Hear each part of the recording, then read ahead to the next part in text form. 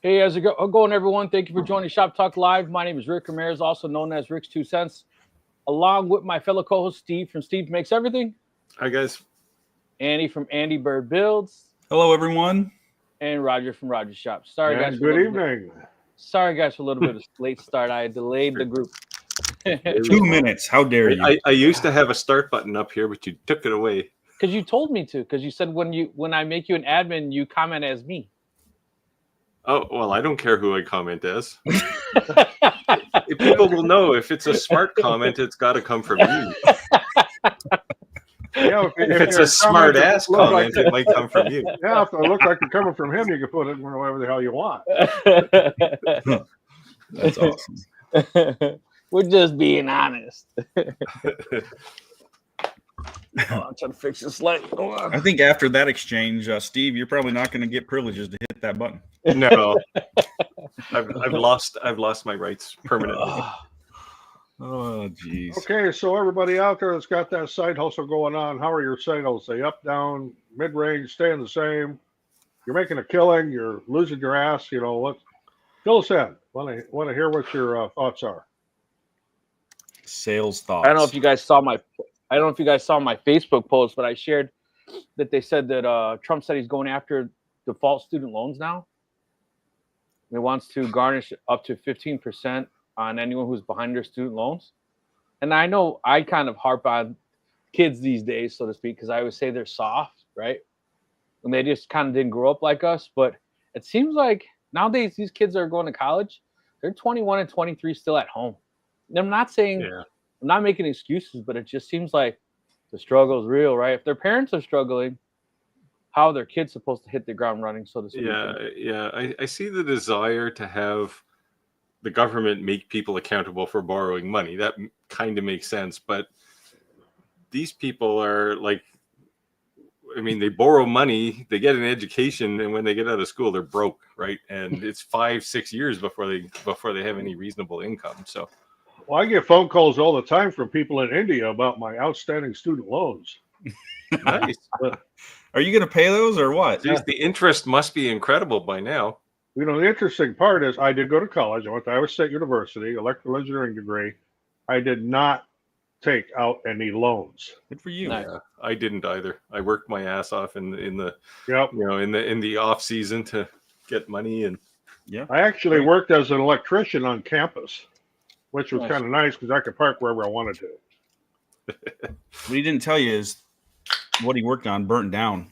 But yeah. Yeah, but times definitely have changed, right? Like I look at like I bought my first house when I was 21. And like kids today, I mean, they're going to be 40 before they can even think about buying a house. Oh yeah, it's going to be really tough now. I mean, that's what I'm saying. I say all the time, like, we're raising this generation different. We're raising this generation soft, you know, and at some points I say we're kind of like soft pawing them, so to speak. You know, we're not,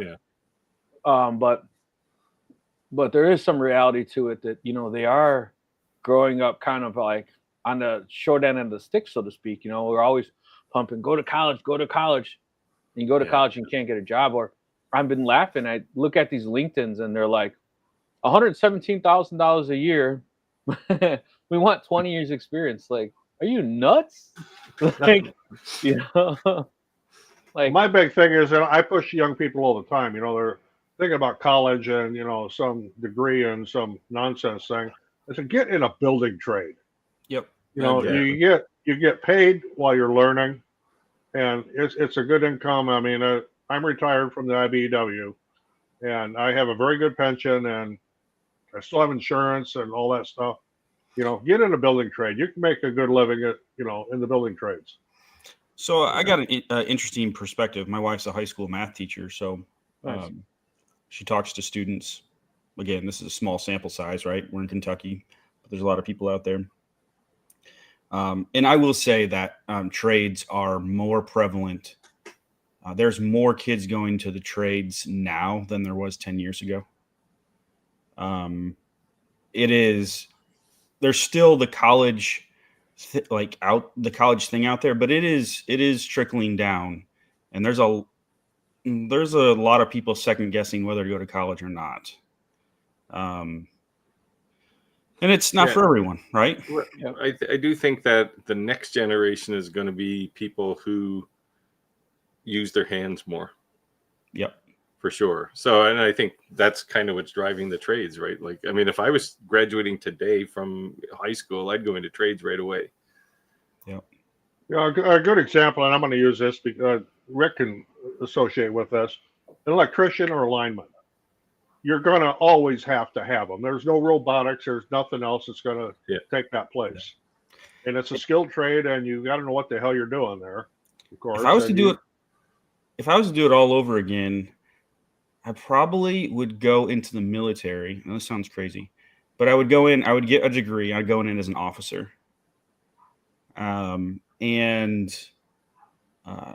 I've got many friends who have bachelor's degree. They went in as an officer. They're going to retire in 20 years. They'll never quote. It's very unlikely that they'll ever see combat. And yeah. I mean, that was my dream, to be honest. Yeah. You know, I did the military school thing. Wanted to go straight from high school right into officer school, because if you do 4 years of military school, you walk out of high school as an E4, then you can go to military school and officer school. You know, so that was my entire dream, and that didn't work out.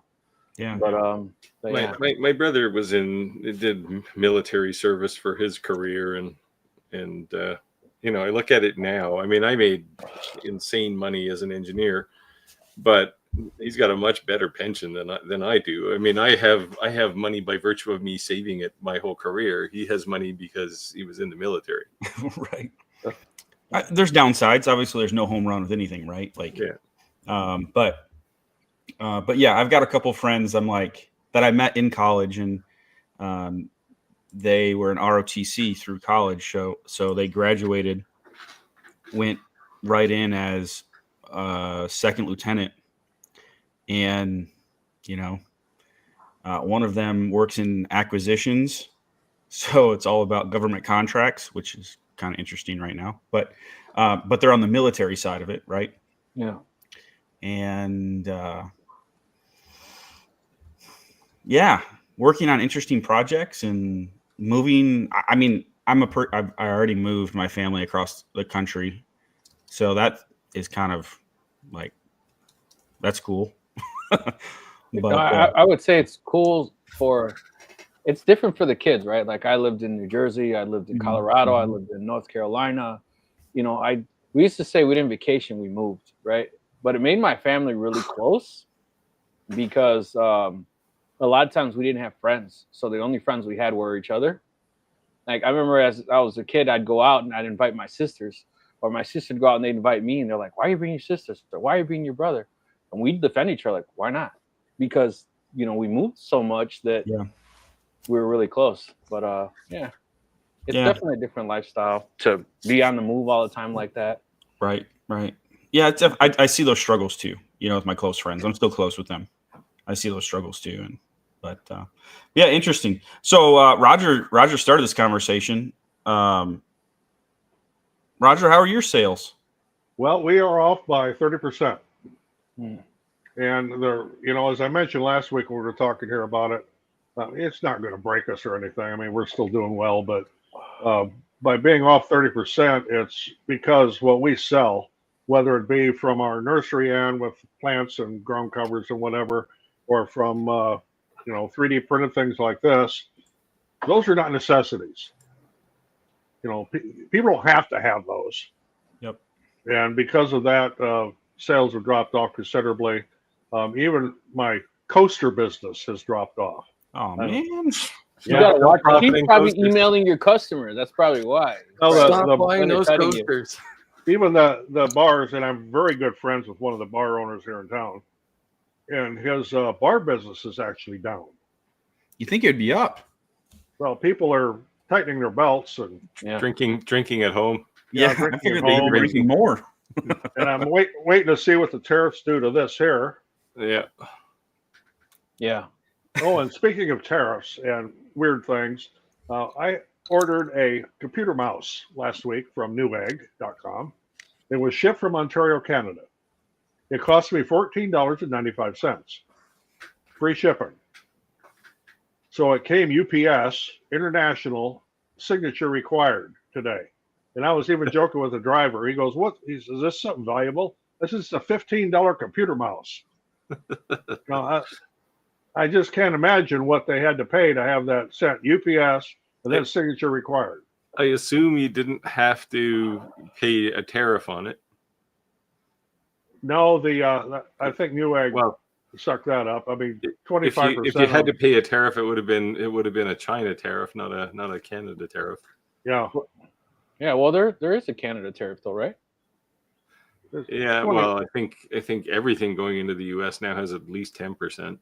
Yeah, but I think China's like what, 264? Well, it's 145 or something. Yeah. Trump started. I will say that this mouse I bought was made in Canada. Was it? Yeah, it was made in China with a made in Canada sticker.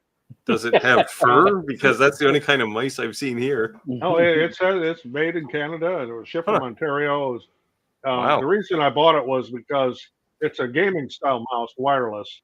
Yeah. But a lot of the gaming mice have extra buttons on the right hand side, and I'm constantly hitting those by accident. This one doesn't have that. So I think, Roger, you brought up a good point. And when we had a guest on the other day, she was showing a lot of her work, and she had said the reason she kind of changed what she was making, she had to make a pivot point in her business. Like her business was boxes, and she started making crosses and just things out of her norm. So I think to stay lucrative in your business, that you may have to go out of your norm. You may have to go out of your comfort zone.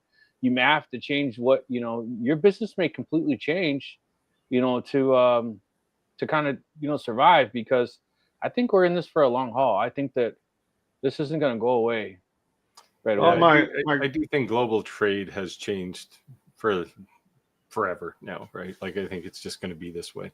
My granddaughter's big side hustle business is 20-ounce skinny tumblers, and they're sublimated. And, I do some of them too for special orders, but I don't go out and actively market them. She actually has a big show this weekend up in Jefferson, Wisconsin. She's going to be going to, and they come from China. I mean, the blanks come from China. And once the U.S. stock runs down, and the tariffs are going to hit, and she's not going to be able to sustain a business that way. Cosmo said, I buy a lot of supplies off AliExpress. A lot of sellers are simply not shipping to the U.S. until the tariffs settle down. Yeah. I mean, like with the tumblers, I bought 3 cases of them just ahead of, because Stainless Steel Depot is where I buy them from. And I could get them before the tariffs hit. It's the same thing with filament. In fact, I got a pile of them there. Ordered a bunch of filament before the U.S. stock run out. Yeah. Yeah, it's interesting. Like, and we're obviously not the political side of the tariffs, but that's exactly what, like, the goal, for better or worse, of the tariffs, right? Is there's a penalty to have access to the U.S. market, for whether you agree or disagree, right? The largest consumer market on earth, right? So It's even hurting, like, those. It's double-sided on both sides. Yeah. Imagine the AliExpress people, right? Like, they just lost access to their largest, or chose not to sell to their largest market. And then obviously that hurts our side too. So it's not just, we can't get blanks, or, it hurts all parties. I think that here's one of the problems, that I don't think we'll ever go back down, right? Because, like, you used to be able to buy a brand new Dodge Ram for $32,000. SLT, chrome package, fully loaded. That same truck is $89,000. Yeah, but that's been that way for years before the tariff. That's last year, $89,000. Now that same truck's $115,000. But the thing is that, like, once we accept that cost, why would they ever lower the price? Yeah, that is a good point. Competition would be the only reason. Once these tariffs get into place and prices go up, well, then some point down the road, tariffs are going to go away. Those prices may not necessarily go down. Right. It depends how many they're selling, right? If they're not selling any, Yeah, competition will drive it at the end of the day. But yeah. But So here's a good question here. So, Charm, that must be somebody new. Yep. Says, may I ask what determines what non-decorative products you guys make? Do you have a passion project you want to push?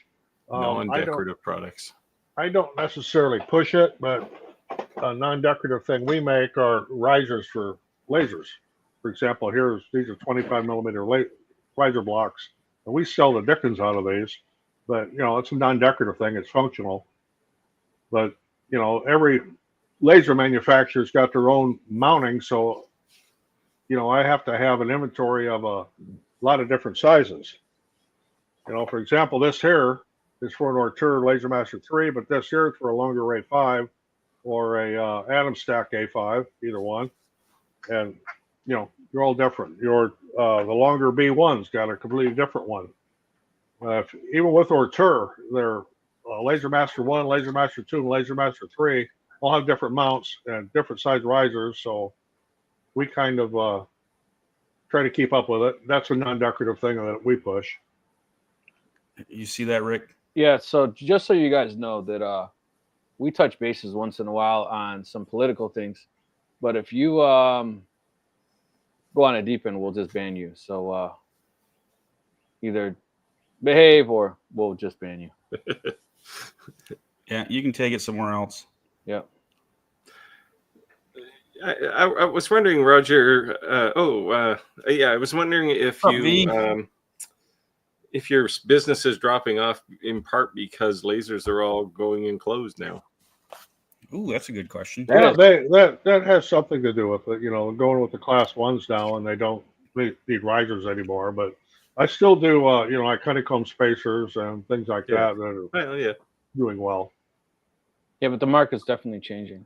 But what I was thinking is that the whole CO2, right? I think like the Thunderbird, even the Monport, like I'd say the commercials end zone, 100-watt CO2 laser, right? What a 100-watt CO2 laser now is a 60 or 70-watt diode laser able to do a lot of those things. And before I get people jumping on me, is I'm saying cutting wood, because that 100-watt CO2 laser most of the time is not run at 100 watts.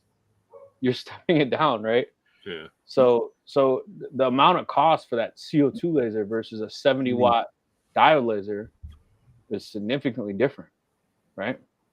It's an interesting thought. I have 100. This is a Thunder laser or Thunder Nova 35 100-watt CO2 laser, and I run it at 100 watts.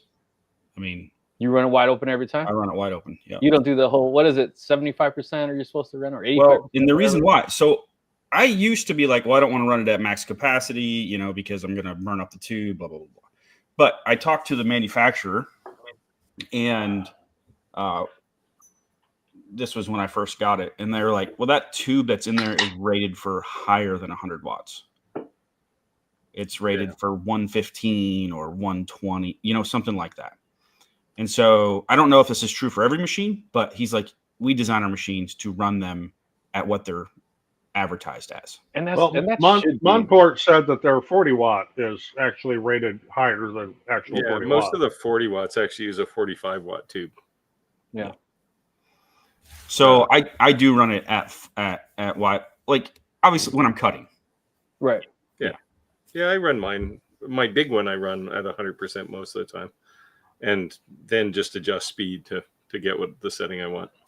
Yeah, that's an interesting. This is kind of may take us down a different path, but I used to be like, okay, I'm going to run it at 60% power, and let's say, I don't do that. And then like 20 speeds. 20 speed, but then there was all these variables, and like as you increase power, you can't increase speed at the same rate. So then I talked to the manufacturer, and I was like, anytime I'm cutting, this thing is at 100%, and I'll adjust my speed accordingly. So I only have to adjust one variable and not two. Yeah. Yeah. My mon port, I run at 90% most of the time, and adjust the speed accordingly. Of course, I only use it to cut acrylic, so Come here. pretty much the only thing I do with it. Yeah.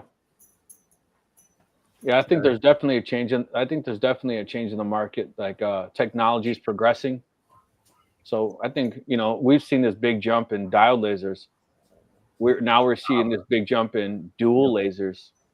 I want to see what the next jump is CO2 because we haven't seen a big change in CO2. Well, yeah, I think to some degree CO2 is about as good as it could get because that's old technology, right? I mean, I worked with CO2 lasers back in the 80s. So they've been around a long time. Yeah, we're going to have to ban this guy. Who's that? Yeah, it's sad. I know who that is.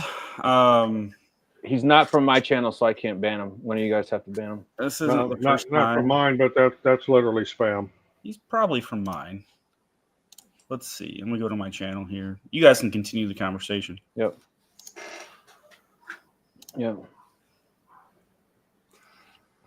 Yeah. So again, what Roger said, just curious, how are you guys doing out there? Are you guys surviving? Are you guys making a pivot point to be able to sell different things? Are you guys just kind of, humping through it and hoping things change? What changes are you guys making? And collectively, this could, help everyone as a group or come up with different ideas. So just curious, we're not getting personal business. We don't expect you to share a dollar value, but what kind of hurdles are you going through right now, and how are you able to overcome them? If you're willing to share, let us know. What kind of dog you got, Andy? Let's see him. That'll settle him down. There you go. See, now you got a little tension, and he'll calm down. No, she hears noises outside. Oh, okay. Is she a poodle? Yeah, she's a labradoodle. Oh, okay. Yeah. No, business-wise, everybody needs to adapt as the economy and things change, and we've been doing it for years, especially on the nursery side with our greenhouses. The market changes every year. We have to adapt. Yeah, I think what you end up doing in as times kind of change is you'll end up doing different things, right? I think there'll be more people doing the kind of work that I do, which is not volume, right? It'll be custom work, I think more local actually. Like for me, I don't know, I do business probably worldwide. So the major US market hasn't hit me too hard, but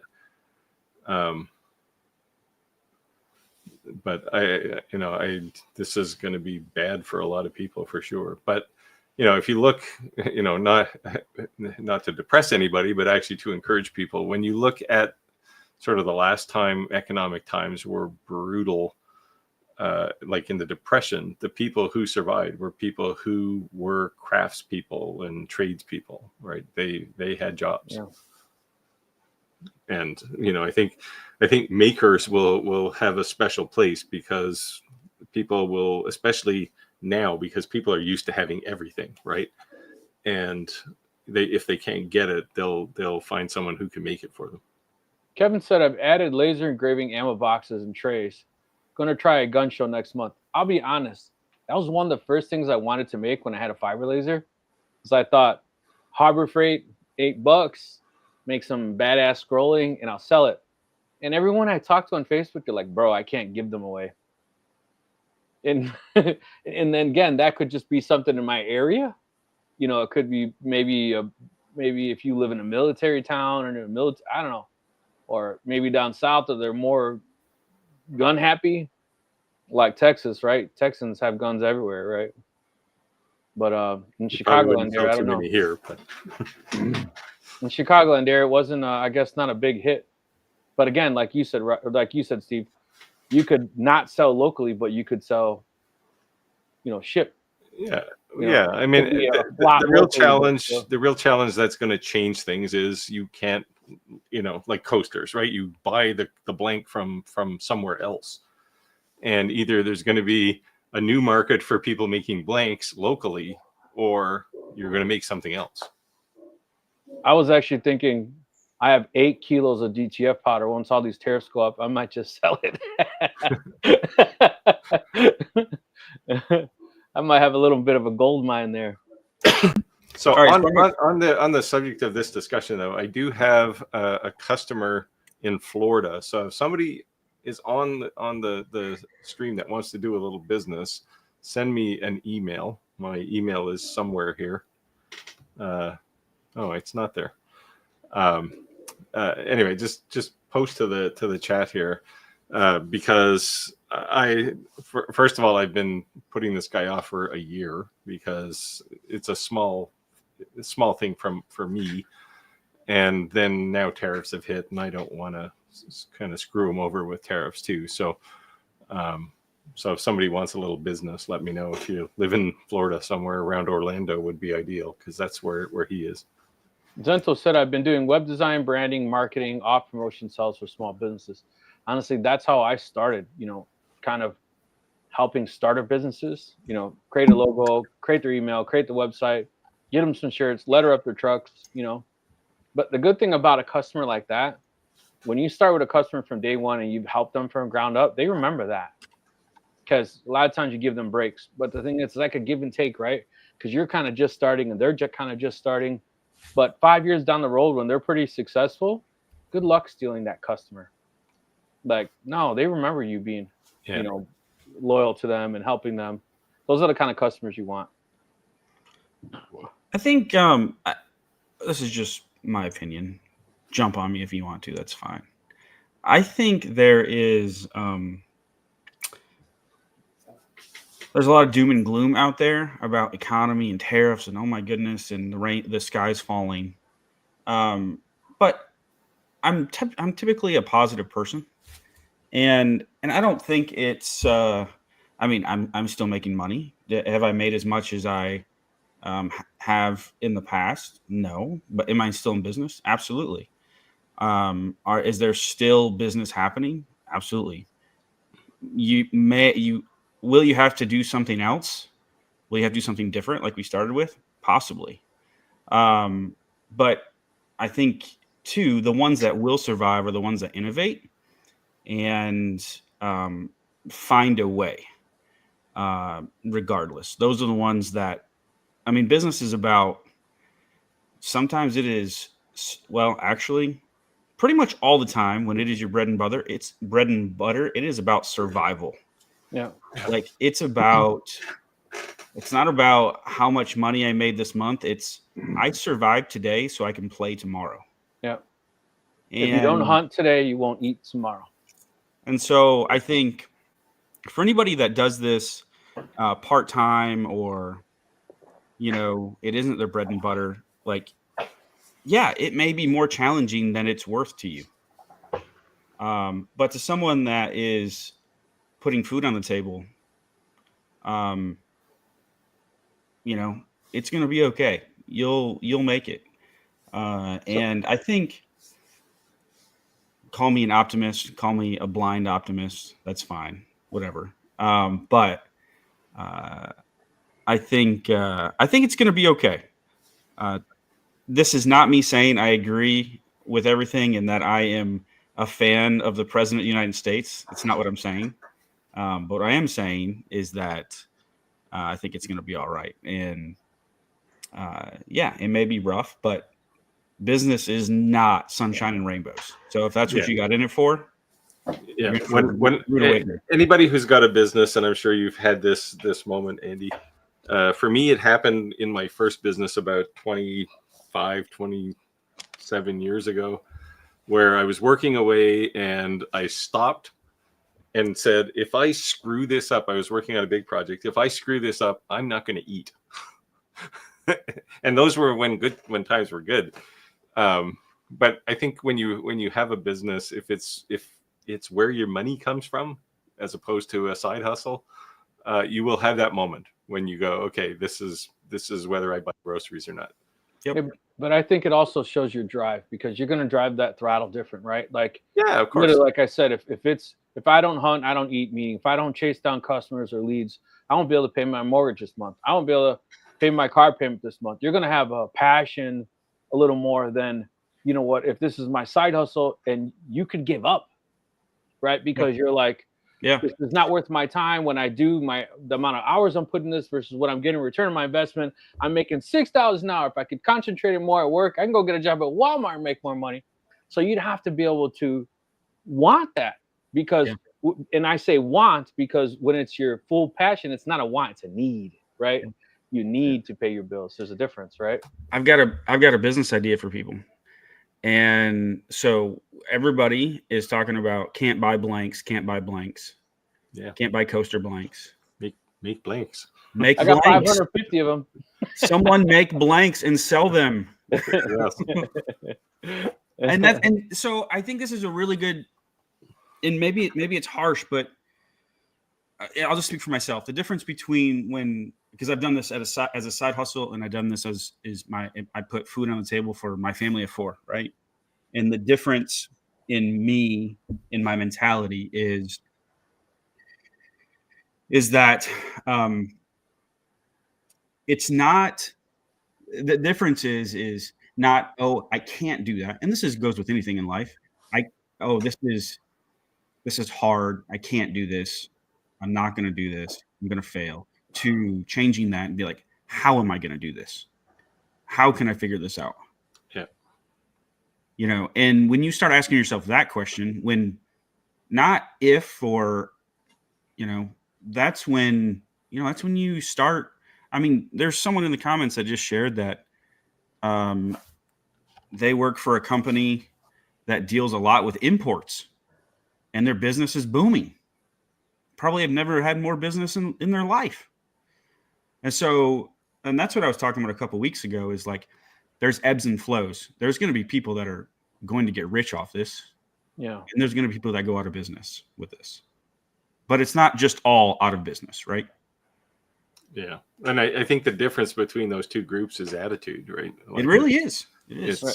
But I think it's fair to share that we're not being negative Nancy, right? We're like, happy hump day. Your life sucks. No, we're just telling it like it is, and not sugarcoating anything, and know that we're in for some bruises. So just get ready to swing with the punches. That's all. Yeah, and the reaction to that reality is whether you pass or fail, right? It's like, if you say, okay, times are tough, how can I benefit from tough times? Right. And there is always a way. There's always a way. There is. And this is the thing, like when I talk to people about starting a business, I spend a lot less time talking about, hey, what do you want to build versus what's your mental state? Well, no, because people, that's great. You know, and you see it a lot in the people who are in our circle, right? Where they go, oh, I'm going to buy a laser. I'm going to make $1 million a year selling coasters. Right. And the positive attitude is good, but you got to bring reality in there into balance. Right. Yep. So I do spend a lot of time talking to people about, where's your mental angle on this thing, as opposed to, you can make coasters, you can make whatever you want. How are you going to stay positive when you do that? When the first time you knock on a door and they say, get out of my office. Right. That'll put a lot of people off.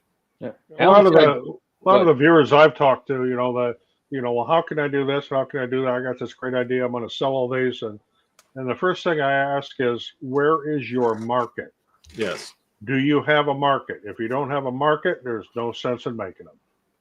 Yeah, that's because someone else is doing well on Etsy, just because someone else is doing well on Facebook, that could be a regional thing, right? I may not be able to sell bourbon or whiskey things, or I may not be able to sell Rogers shirts, you know what I mean? But if I was in Florida or California, I probably could. There's a market for. Yeah. Well, I think one step back from even where's your market is who is your customer. Yeah. Right. I mean, that'll define the market. I can sell birdhouses to Rick Cant, so I know. And we're both in Illinois. Sell that birdhouse.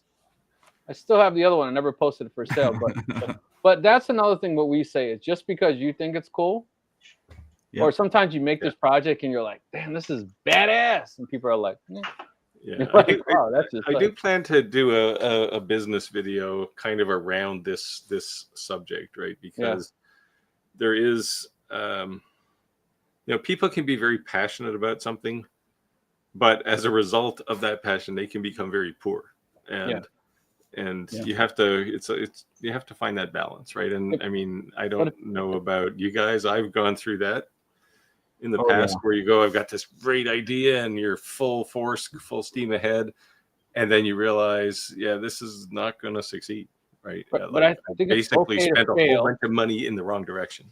Right. It's okay to fail, right? Yeah. But fall forward and fail fast, right? Sometimes you got to realize when you cut your losses, not be so stubborn and like, this is going to sell. This is going to sell. It's not. It's okay. But guess what? When you were creating that, when you're doing that, you learned a lot about Lightburn. You learned a lot about that. What did you learn from that you're going to take on the next project? And, sometimes I make things to bust. I made those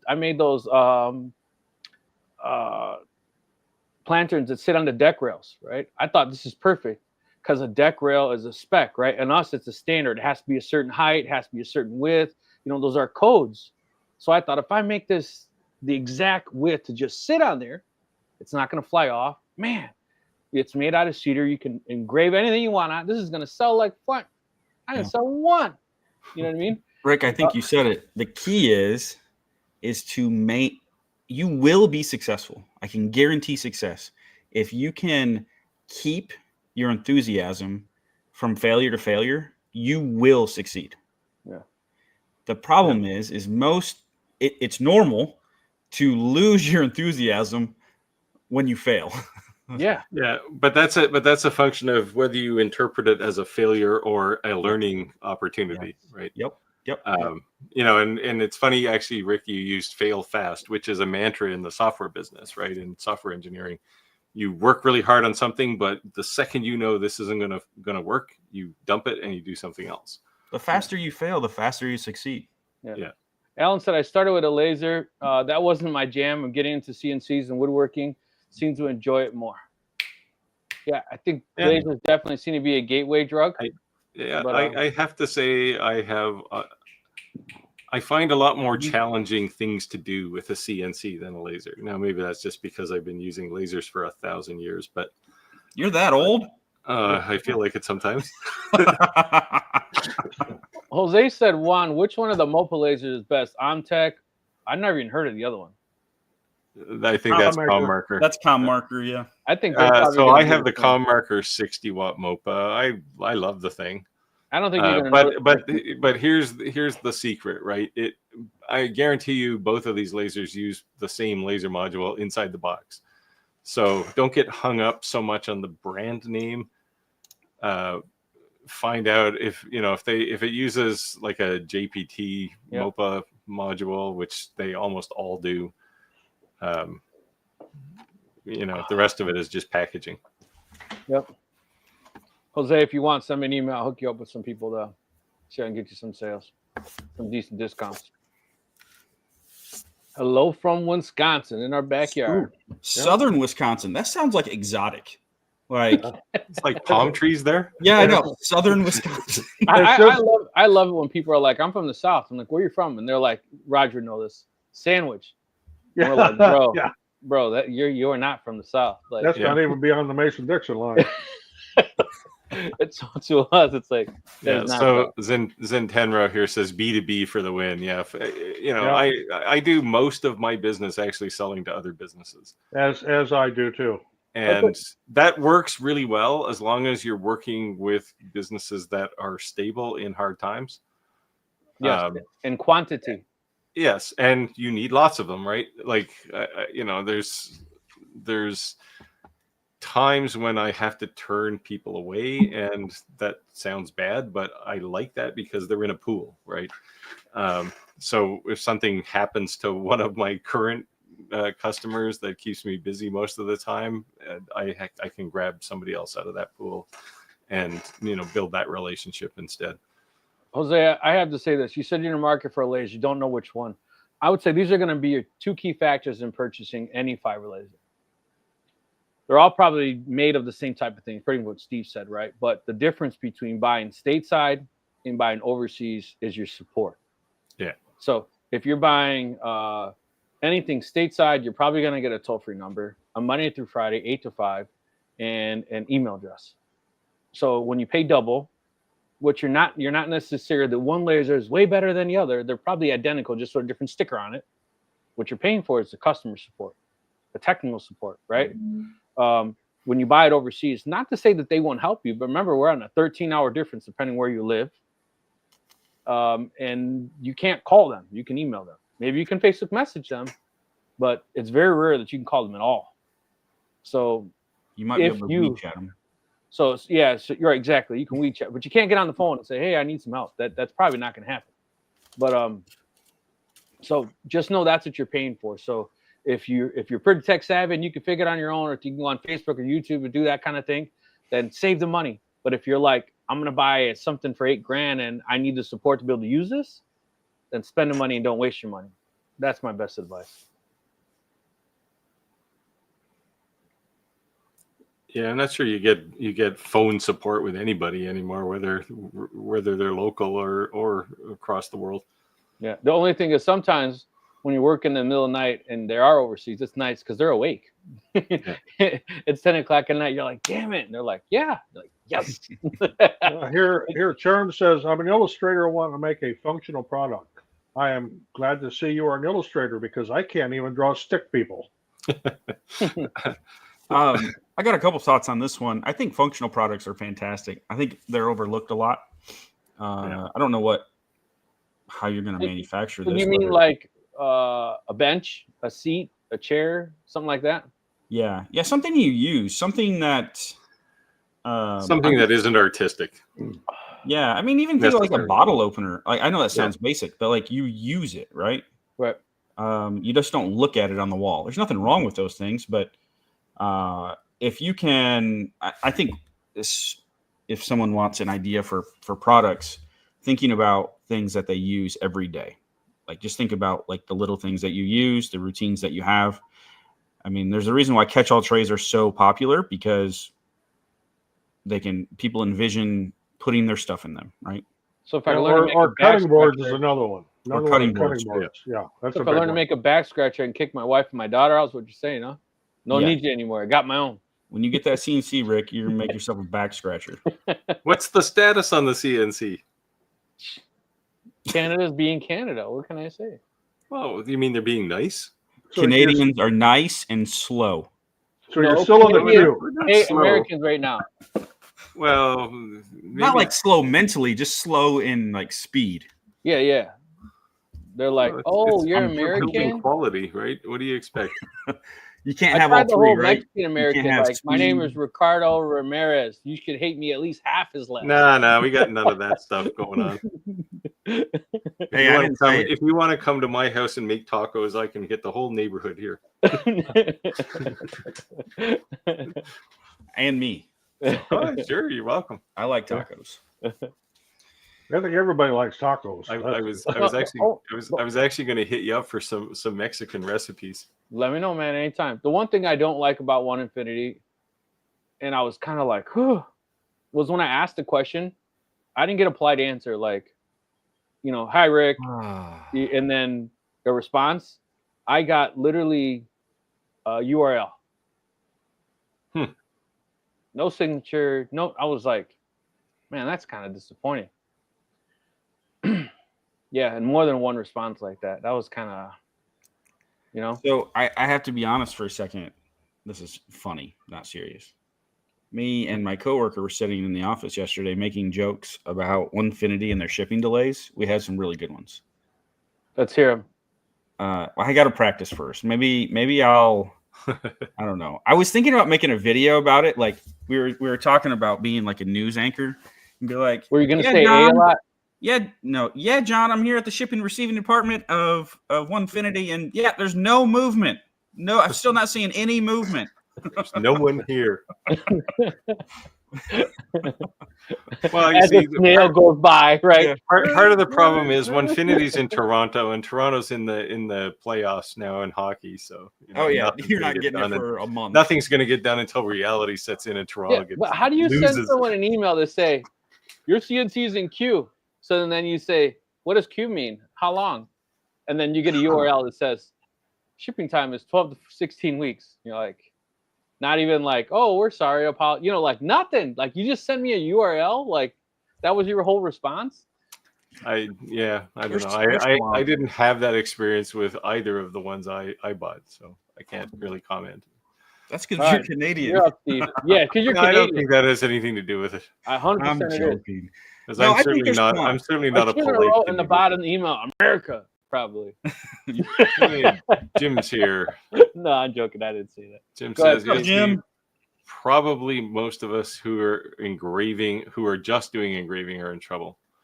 Yeah, and that's going to hurt a lot of people who have just one tool, right? Like if your laser engraver is the only tool you have, and that will restrict your ability to kind of spread out and do other things. No, but Andy, I think that we talked about this early on when you first joined the live, is that hey, I started with lasers. I don't even have a CNC yet, but what I'm saying is that I think a laser is a lot more affordable space to get into. So there's a lot bigger of a market, right, of people selling. And when you go to a CNC, it's the next level up. And I'm not saying there's not competition, but I would say there's not as many, at least locally, that are going to be to you versus a CNC versus a laser. Oh, yeah. I mean, you can just see that by going to a craft fair. The number of laser vendors versus the number of CNC router vendors is just... Yeah, it's got to do with the cost of the tool for sure. Yeah. And learning curve. Yep. Yeah. So I heard your last week, my lecture, and I haven't forgot, but kind of what we were saying is like, Rick, you haven't got the software yet. You need to start. And I know I need to. Just everything's just been adding up, and I'm like slowly chunking away at that, Well, here, AGP Restore says spent $1,500 this year on my 3D printers. Not a big money maker, but I'm now getting into custom orders I do with my 2 lasers. I think you made a good choice. Your thoughts? I will point something out here. For the first time ever on one of these bamboo printers, and this was actually live tonight because I turned around and pulled these off, I had a print failure. Oh, wow. We have spaghetti. Well, it needs a little meat sauce there. Was this on your carbon? That was the X1 carbon, the one right behind me here. And so that has the spaghetti detection? Yeah. And it went off. That's why I got up and looked and turned around. I thought, how the hell did that happen? That's the first time I've had a failure on one of those printers. But you got to see it live. There you go. But it looked like it was pretty high up on the print too, right? Yeah. Yeah, it was. The total height of that one is supposed to be 50 millimeters. So here's a finished one. It looks a little goofy, that's for sure. It was almost finished, right? Yeah. Just wigged out. Huh. Odd that it did that. Maybe there's a glitch in the filament or something. I don't know what happened, but it did it across all of them. I was making 8 of them at once, and it did it across all 8 of them. Huh. And they didn't lose adhesion. They were still stuck to the bed. But I don't know. Something went wonky there. I don't know what the hell happened. Layer. Maybe it stepped a little too much or something. Orange Trade Mission said, I'm trying to set up business here in the UK, but dyslexia is hard. I'm dyslexic, and I would say this. Write it down and read it out loud. Because when you write it down, you read out loud, you're like, what the heck? And you'll catch your own dyslexic. And that's what you do at measurements and all that. Because, like you have a piece that you don't have extra material on, and you screw that up because you messed up your measurements. Well, they say measure twice and cut once. I do that all the time because I am dyslexic. See, I always get that backwards. For me, it's always measure once and cut twice. it's how I play it in my head. Good day from down under, Chris said. Hello. Yeah, down under. Zenton said I can make one. I think there's going to be a market for like. What I did see, and I was like, does this really sell? Is people cutting tree branches and making coasters with them, and they're like 4 inch, 6 inches, and I'm like, that really sells? Yeah. People love that. Like if you have a I'll be with a top lake house, for 3 days. Yeah, if you have a cottage lake house kind of deal, yeah, those things will sell. And I mean, that's where you're going to drink the most beer, right? So you're gonna want coasters. You need a coaster. You just have to be careful what kind of wood you use. If something like here, Centurion says you got a lot of walnut, you have to dry that carefully, or if you slice that and then make a coaster out of it, it will split, invariably split. Yeah, that's a very walnut. Make sure you're using dry wood. Yeah, I don't know if I'd make coasters out of walnut. Sell them for $100 each. You'd need to cover the warranty, the replacement cost. Right. You're gonna need that Diablo blade for sure. Well, walnut just it splits really easily, right? So, like if you took a 4-inch piece of like a walnut coaster and you dropped it on a floor, odds are good it's going to break in half. Yeah, it does split easy because it'll just split easy. Here, Chris, occasionally I import blanks for resale. Oh, I didn't even think about that. Import them for resale. That I don't wait until usual ship times. Yeah, so I think you might being a reseller. I think you might see people doing that, unloading their stuff on Amazon or those type of things because they think they might make more money because they bought them for 6 cents. Now they can sell them for 85. You know, I'd call that more money for sure. That's 10x. You know? 12x. Without actually having to do anything. Yeah, I mean, to be honest, yeah, I mean that. Put it in a box and lick a stamp. That's really all you have to do. Yeah, I got 550 slate coasters that I paid like 6 cents a piece for. Well, there's a big thing here where you could import under $800 and not have to pay any kind of tariff or duty. I thought that was going away. That goes away May 2nd, and Temu's in trouble. And Sheen and all these Alibaba. Yeah. So you need to have like $10,799 orders. Just order $750 every week for a month, a couple months. Yeah. I've done it on I buy select coasters in bulk, and I'll do that. And the same thing when we buy from the nursery, I try to keep it under $800 when we import from Colombia. Whoa! We're alive. Remember that. No, it's not. I'm not importing cocoa beans or any of the derivatives. He's gonna get raided later. His greenhouses. But I think I think this is the opportunity, right? If there's a market for people who want to make coasters, then figure out what material you could use instead of bringing something in, right? Andy, you want to take this? Sure. Cosman asks, how much dedicated time would you put into a project before you decide it's a bad idea and move on? I think Steve said this earlier, what it is in the software world. As soon as you know it's a failure, get rid of it. Yeah, I don't think you can put a time on it. Only thing that I would say is this, that nothing's a loss, right? Because like I said with those planterns, with the deck planterns, even though I posted that and I may not get a sale out of that, it doesn't mean that someone doesn't see that and ask you to make something else. So just learn from it, grow from it, and just if it's just tanks, nothing, then just move on. Yeah, the interesting thing is so to give you more of an example, how do you know when a product's a failure? Because it's not the first time you try to.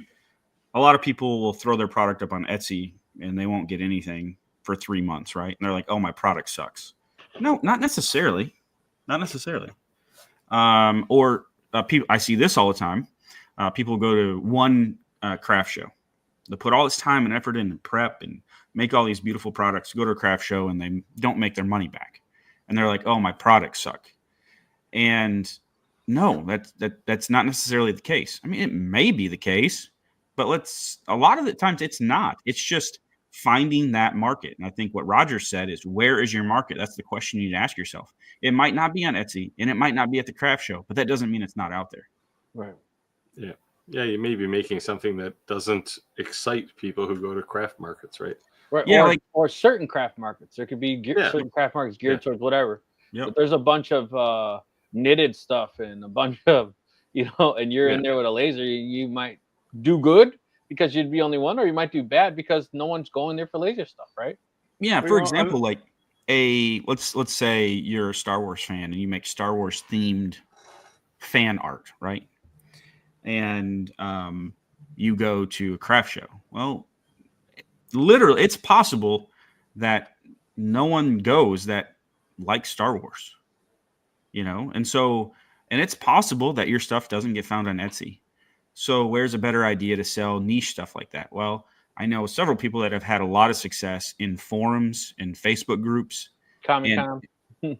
Yeah, not spamming, not be like, buy my stuff, but they get in these groups and they're like, hey, look what I created. And then they start getting messages, be like, hey, man, will you make me one of those?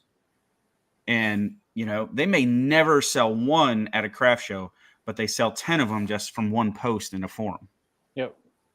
Yeah. And I would say also don't get discredited.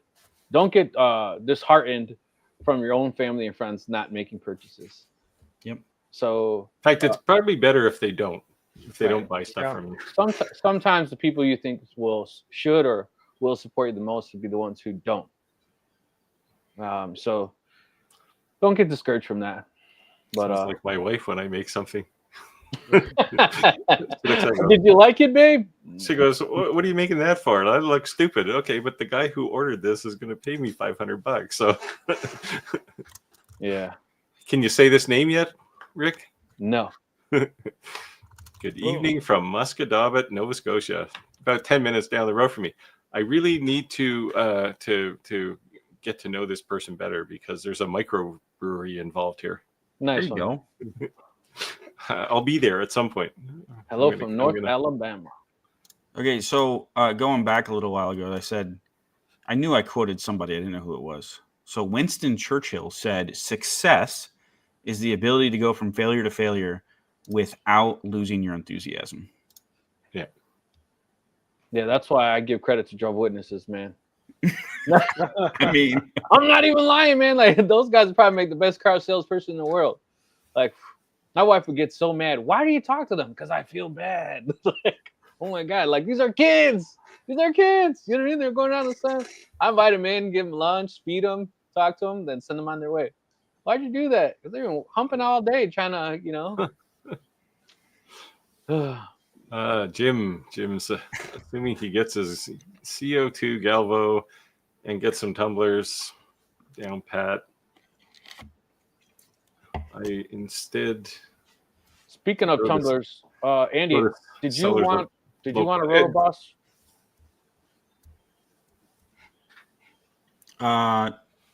do they want a video for it? Yeah, of course. Yeah.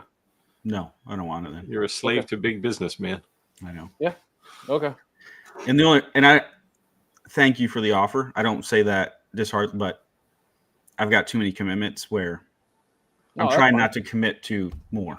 No, that's cool. I just didn't want to leave Too many the fires opportunity. in the iron, and Yeah, I don't want someone to get mad at me. I'm kind of that way too, but I actually want a decent rotary.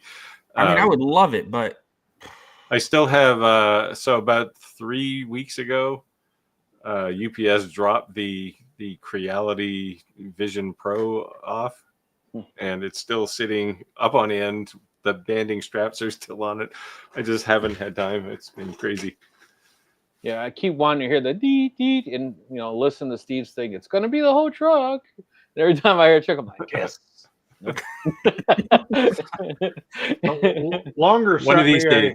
One of these days. Longer sent me a box of these little things to demo on the Nano, and it's sitting out in the shop. It's been sitting there for about 3 weeks. I just do not have time to get to it. So Atom Stack, we all know they're also Iker, right? Iker is their like high-end Atom Stack. So I said, will you please send me, because you told me last time when I did the Iker K1 Pro, I want the 70-watt diode laser. They're like, all right, we'll see what we can do. But I'm like, I'm serious. I just want to try it. I know it's the hype. You're making these videos cutting a 2x4 and you don't buy a 70-watt just to cut a 2x4. But the reason I really want to try it is because when I went from a 35-watt to a 40-watt, I couldn't believe the difference. It's 5 watts. Yeah. It's not quite as dramatic going from 40 to 60, or 70 either. But I think I still struggle. I'm glad the power wars are over. It seems like they've kind of settled back down. Right. Thank you. 40 watt, 48 watt. Because I mean, I've had this discussion with people. Oh, look, I can, people will buy these 60-watt things and go, look, I can cut a 2x4. Yeah, that's why they make saws. Yeah, but I can cut round holes.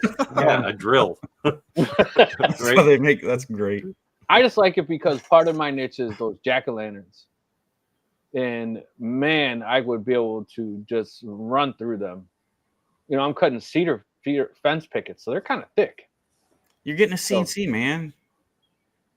Yeah, but laser will would be cut faster though. Laser will cut faster than CNC will. Won't be quite as neat as a CNC, and you can't put roundovers on it with a laser. But you could stack up you have a 4x4 CNC. You literally could put 100 lanterns on that thing. Yeah, probably. Oh, and just keep going. You're saying, yeah, yeah. Just gang them up. I kind of like that black charred look too, though. Yeah, that's true. Yeah, I kind of like that look. Yeah, there's pros and cons. You can use black paint if you really like that. No, I refuse to paint anything. I will. My wife yells at me all the time. Why do you want to stain and paint everything? Just leave it. Just leave it. Yeah. Well, I don't know. Where I live, there's a lot of cedar. Like people put like cedar shake siding on their houses, right? And they don't do anything to it. So within 2 years, you get these like house that's just gray because they're all on the ocean, right? Yeah. And it's just this gray thing, and it just looks awful to me. Like I'd have that thing bleached and stained, and it would be. It looks fantastic when it's raw, right? Right. Yeah, but then people just let it go gray, and it looks like an old barn at that point. Yeah, see, that's why I don't like it. My wife, she wants it like just leave it natural. I'm like, oh man, yeah.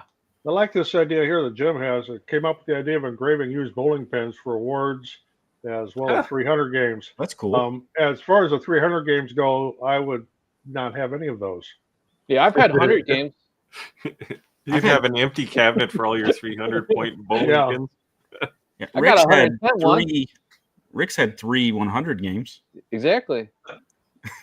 Not in one night, but in my life. I've only been bowling a couple times. I think the first time I was at like 145 or something, and after that it went downhill. My average back when I bowled on the leg was 203, but that's good. I've never come close to 300. Man, averaging 203 is really good. Hopping around. Little big. Don't support everybody. Went to every one of our channels. Chris said sending a URL for an answer support probably takes 3/4 of the time to send a personal response. Yeah, my only thing was this, like, I'm not like, I'm an influencer, but I am. So if that's how you reply to me, how do you reply to customers? Oh, that's definitely how you reply to customers, right? I was kind of like, oh, man. Yeah. I don't know if it would even take 3/4 as long. It'd probably take 2 seconds because it's probably one guy and his job is to just paste that URL into email responses. Probably. They probably have a Google Doc with FAQ responses. Yeah. At the very least, they could use some AI engine to respond to you in some pretend intelligence way. And the smart thing to do is create a template, right? Yeah. With this like hello, and then the underline, and then Rick's name written with a digital pencil. Yeah. Doesn't take a lot of effort. Yeah. Steve's trying to sell him a script software. No. Look, guys, for $49.99. No, my software days are done. Well, at least done for corporations. I like this strategy, Zentenro. He says my strategy was to have ADHD and start a lot of businesses and see which one works out. The problem is you have to pay attention to all of them, or none of them will work out. Yes, that's what happens. Lesson learned. Like all you have to do for evidence of this is look at Elon, right? Like he's got 1,000 businesses and most of them are crap because he doesn't pay attention to them enough. Here's Orange Space Mission. There's another new one here. So I do resin 3D printing. It's better than filament. It depends what you're making. What I make, it would just cost too much to do it with resin. Resin messy.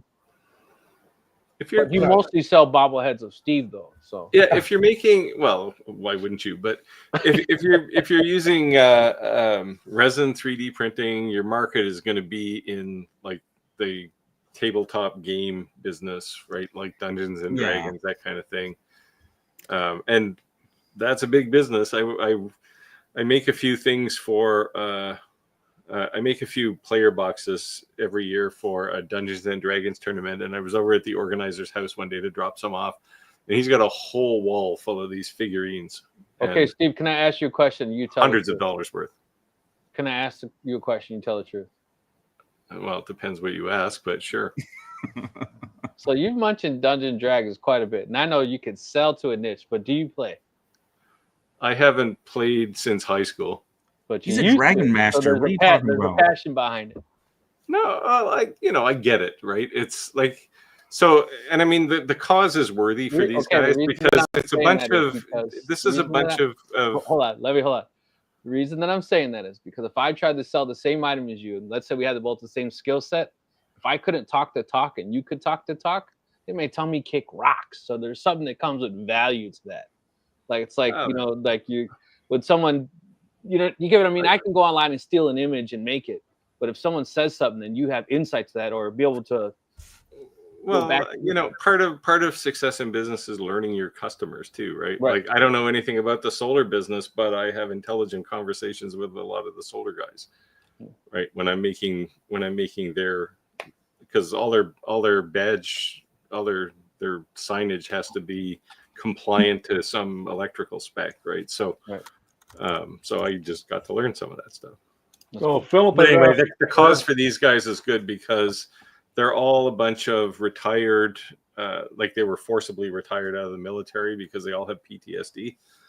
And they started this organization to, ironically play Dungeons and Dragons to, kind of quiet their minds from some of the stresses they've had in their life. That's cool. So it's a worthy cause, and I enjoy helping these guys out. Well, Philip here is asking how the Cobra S1's working out, and it's right there next to my stack of filament. And one thing I like about it is the built-in dryer in that, I know they don't call it an AMS, but the filament dispenser, Ace, whatever the hell they call it, that has built-in drying, and it's just fantastic. And I have had no problems with it whatsoever, and it works just as well as the X1s do. The bamboo Roger, X1s. if you don't mind me asking, what does that cost? I don't remember now, 800. So in the 3D world, is 800? Where is that like sit? Is that like entry level, mid entry? No, you're getting into the upper end when you get into the, the X1 carbon with AMS on it is, I think those are about 14 or 1500. Yeah. And that Cobra S1 there, I think it was 800 or 900. I did an advance order. I ordered it way ahead of time, so it was way before they were shipped. My P1S. Did you buy that or did they send? No, I bought it. Yeah, I bought it. Yeah, my P1S, my bamboo P1S, which is the step below the X Carbon, with the AMS is 800. Juan, send me an email here. Send me an email here, Juan. I have a P1S up here too. It's right. It's probably out of camera view, but it's over here in the corner. Yeah. Have you noticed much difference between the Carbon and the P1S? Maybe I've asked you that, but not really. I put the big Tree Tech Panda touchscreen on it because I hated the little display that was on it. But otherwise, it does everything that the X1 does so far. The only thing I've noticed is it doesn't do PET-G quite as well. I don't know why that is because Bamboo's pretty much got their filament profiles down pat, but the PET-G works a little bit better in the X1s than it does on the P1. Okay. Jose said he's from Columbia, but he lives in Michigan, and English is not his first language. Well, I couldn't tell. Doing all right to me. But yeah, Jose, I shared my my email address. Send me an email, and I can answer any questions you have. I see definitely a few names I haven't recognized before. If you wouldn't mind, let us know how you found this live. Thank you. I appreciate you guys just joining. And for those who are not already members, I hate to keep sharing this, but I love seeing everyone's posts. If you're not a member of our Facebook group, please join our Facebook group, shoptalklive.club. it just automatically forwards you to our Facebook group so that we don't have this big long URL. Go ahead and join, and you're more than welcome to share any questions, posts, anything you created, whatever. It's a great community. I love seeing people share things on there. So what did you think of my dinosaur fossil I posted up there today? Oh, I thought it was cool because That was pretty cool. I thought it was cool because remember I was saying that in my town they have this thing they do for kids that they paint these rocks. You're supposed to leave a rock before you pick a rock. Yeah. And I kept saying that I wanted to take a rock and laser engrave a fossil and leave it. So yeah, well, that's in my video. This is actually part of my review video that's going to be out next week. I said I was thinking of taking this back down to the beach and throwing it down to see who finds it. Yeah, a kid would just go ecstatic. You know what I mean? Yeah. Yeah. It was just kind of cool. Like I actually wanted to use a piece of shale because I had some, but the only piece I had already done some laser engraving on, so I couldn't do it. But I thought I'll give it a try. And man, you could take a chisel to this thing and you won't be able to break it off. Like, That's so crazy. This printer Steve, is honestly, just like, so cool. If I didn't know the two of you, that some of the things you were showing, I'd be like, yeah. But the fact I'm just like blown away at its quality. Like, yeah, I almost think like, nah, I don't believe it. You know what I mean? Like, it seems like infomercial type. You know, like too good to be true type. But I can't believe that quality that is. Yeah, did you see Skylar's box that she posted up there with that's the little stained glass windows? I just, yeah, that was wild. It's very insane. Cool. I can't believe it. Like, it's like, wow. I had a buddy of mine who saw this and he said, "Can you do a Pokemon card for me?" So he sends me the image of the thing, and I printed it on clear acrylic. And I actually printed two of them because the first one I wanted to do some testing on to see how well it stuck to clear acrylic, and it came out. It looks like a Pokemon card, except it's 3D. Like the character out of the center of the card just sticks out, and it just looks really neat. The only thing that I would have questioned is what's going to be the cost factor on this ink cartridges versus there's talk about that. I'll divulge a little bit. So a set of ink cartridges and the cleaning cartridge, which is this big thing that flushes the head constantly, is $299. And I had a conversation with them last week and said, at $299 for 6 CMYK white, six cartridges plus this moisturizing and cleaning cartridge is fairly expensive compared to like bottled UV ink. And I said, the first time somebody comes out with a competing product that has that, like the ability to just use ink, you're going to go out of business with this. And they said, yeah, we realize that. So they're working on a thing. He did name it for me. I probably can't tell you, but they are working on a solution that will allow you to do that. Refillable ink cartridges. It sounds so. I have no real detail other than the fact that they're working on it. You can replace. I gather you can replace those cartridges with a little bottle with a tube. He said it's like AMS on 3D printers. No idea what that means. Well, you have multiple colors, and I think they just have hoses running up. So the cartridge, you replace it like you replace the cartridge with something probably has a pump in it or something, and they just pump it up from big bottles underneath the table or whatever. I don't know, but he said when they do that, the ink will cost probably half as much as it does now. But it's liquid ink, right? It's not.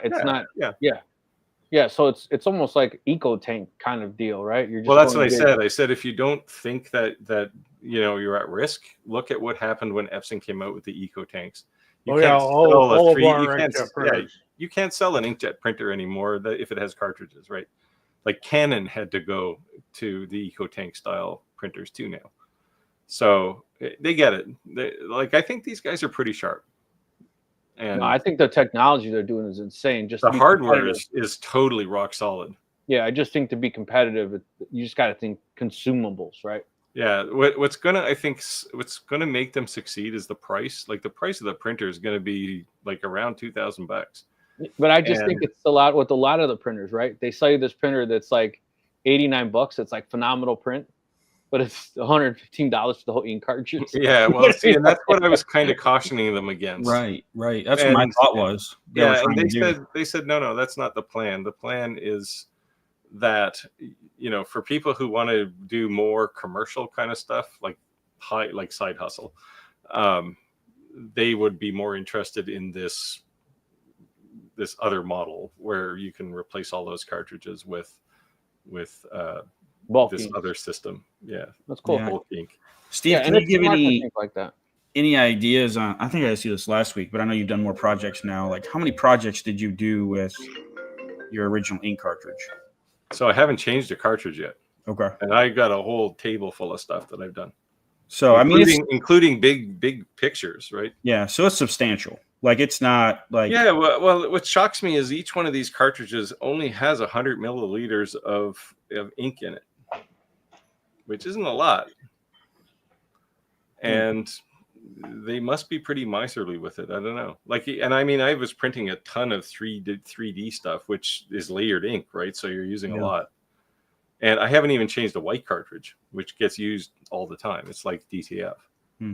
Now I know it's getting even farther down the rabbit hole, but if the RIP software could calculate a cost, that'd be awesome.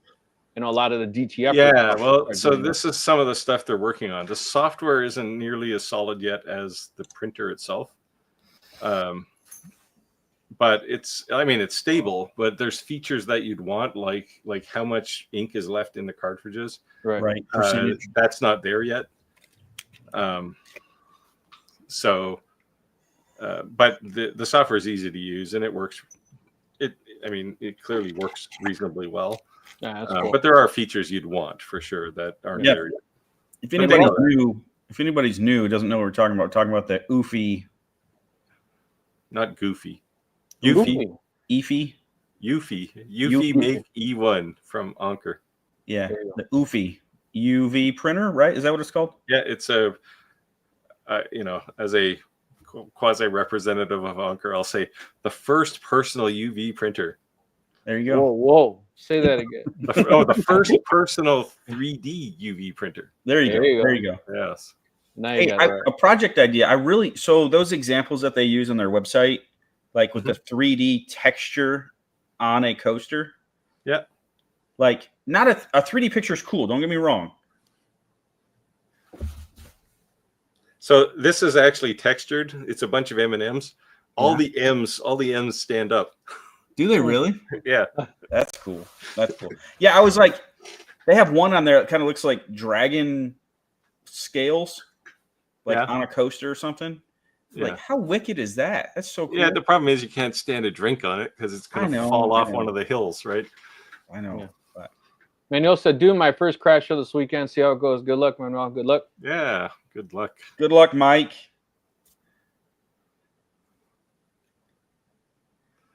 Yeah. There you go, Steve. He said he helped start that brewery, Steve. So now there you go. Yeah, well, I'm definitely going to have to go. It's only 10 minutes from my house, so how can I not? Justin said, thoughts on Creality Falcon 40. I've never tried it. You guys? That's not a question for me because of the brand name. I've used the Falcon 40. It's, and I'll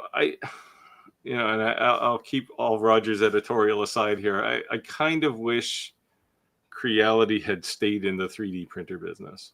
I mean, Creality, it's solid. And again, I'll mute Roger. It's solid like their 3D printers are solid. But it's just, there's learning curve, I guess, involved in making a laser as a product, and they're a little bit behind, I think. Now, they do have a new one coming out, the Falcon A1, which I should have at some point, I think. Well, no, that one's already out. Anyway, they do have another one that's it's by all accounts is a bit better than this one, than the original Falcon 2. The second Falcon 2. Anyway, I don't think you'll be disappointed. It's just what I didn't like is it doesn't dynamically switch power ranges. So if you're doing engraving, you have to manually click the switch up on the laser head to turn the power down. And then if you want to do cutting after that, you basically end up with 2 jobs because you have to do the engrave job and then switch the laser and do the cut job. And it's not quite as efficient, I would say, as some of the others. What's a machine that's similar to that one that you'd recommend? I still like the Acmer P3. I like the longer the Algo B1. Laser Delta is a nice printer. Longer B1's got to be my favorite. Longer B1. Like there's lots of printers in that range, or lasers in that range. Yeah. So, and then the whole dual layer thing, I was surprised, like in the Craft Atom Stack, because the buttons on the front, the buttons do change it, but you can actually set it in Lightburn too. So when you're setting up your layers, and you hit set, you don't have to have, you can just hit them, just do it automatically. That was nice. I'm still not convinced those dual lasers are not a complete gimmick, but well, it's 2 separate heads. That's why it's twice as big. You know what I mean? Yeah, I know, but it just, I don't know. It seems like they're looking to answer a question nobody asked. Yeah, we all get married eventually. What do you? It's another one of these software engineering terms. Sorry. ATX Goodcraft says use a dull bit to get the black char. Laugh out loud. That's there funny. you go. Yeah, there you go. I got lots of dull bits I can send you. Yeah, run your just set your speed at like 10 inches per minute. Put those RPMs up at 24,000. You'll get some black edges. Oh yeah. Trying to get that bit glowing red too. Yeah. Justin said, price questions. How do you determine costs if you want to sell bulk to a bar or hotel? This is Roger. I take my my cost, my raw cost, times 10. There you go. My time is not free. I mean, I'm going to spend time doing it. So, but here's the other thing, Justin. Don't forget to charge for artwork. Somebody wants to create your artwork, need to vectorize their logo, all that. Don't forget to charge for that. Yeah, I usually charge, if it's first time, I'll charge a setup fee, and if it's design time, I'll charge for that straight by the hour. Oh, okay. He said, ATX said, just posted a fail. We'll win some type of Facebook project. Let's see. So a caveat, while you're looking that up, caveat to pricing is, yes, I 100% agree. But if I see, I've done this before, if I see potential in a client, not just a one-off, but we're talking about B2B, they're going to order a lot. Yeah. If they're going to order 1,000 units from me, I might waive the design. Yeah. Yeah. Well, yes. There's always depends 1,000 versus 30. And if it's their first order and you're pretty sure you're going to get more business, sometimes do a loss leader kind of thing, and say, well, yeah, I'll give you this at cost. Yeah. Okay, you want to share this?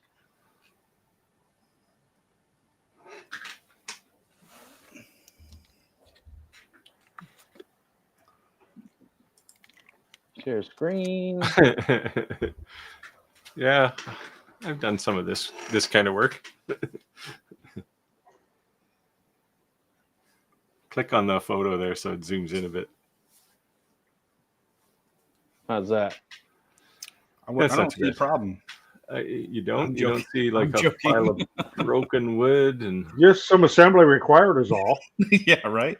What did you call that? What did you call that, Andy? Flat shipping, or what did you call that? Flat pack. There you go. It's a flat pack. There, just required some CA glue. Yeah, just put a bottle of CA glue in the package and say, "Here you go." No, hey, that happens to all of us. Yeah, it looks nice when it's done, though. Yeah, it looks very good when you get all those pieces glued back on. There you go. Look, that is a Shapeoko 4. It looks like. Okay, so how did you make on a belt-driven CNC? Can you believe it? Imagine that. No, I love seeing that, and it was a joke for all the people that not us, but all the people that are saying belts on CNC don't belong on CNCs. Oh, I thought you were talking about the mistake, not us. I never make a mistake with a CNC. My worst mistake was I was cutting out a piece of 1/4-inch aluminum, cutting a piece out of it, and I just used an existing model, but the existing model was set for like pine.